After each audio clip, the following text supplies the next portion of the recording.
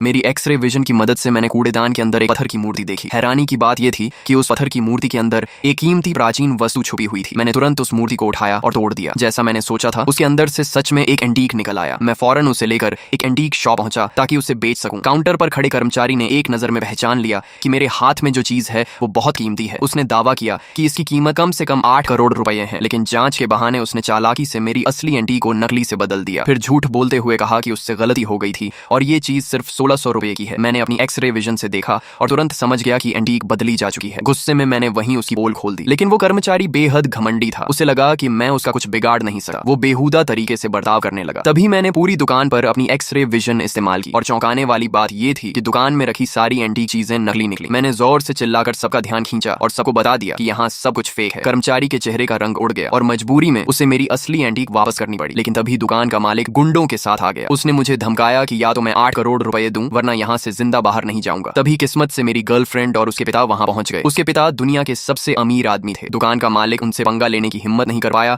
और मुझे छोड़ना पड़ा। इसके बाद मैं अपनी गर्लफ्रेंड के साथ घर लौट आया, लेकिन उसके पिता मुझे नीची नजर से देखते थे। उन्होंने साफ कह दिया, अगर मैं 10 दिनों में 8,000 करोड़ रुपए कमा लूं तभी वो मुझे अपनी बेटी से शादी करने देंगे। मैंने बिना सोचे चैलेंज स्वीकार कर लिया। इतनी बड़ी रकम कमाने के लिए मैं एक मिनरल ऑक्शन में पहुंचा। वहां अपनी एक्सरे विजन से मैंने एक टॉप ग्रेड जेट पहचान लिया, लेकिन मैंने उसे खरीदा नहीं, क्योंकि मुझे पता था कि जिस चीज में मैं दिलचस्पी दिखाऊंगा वो दुकानदार छीन ही लेगा। इसलिए मैंने जानबूझकर एक दूसरी चट्टान में ज्यादा इंटरेस्ट दिखाया। जैसा मैंने सोचा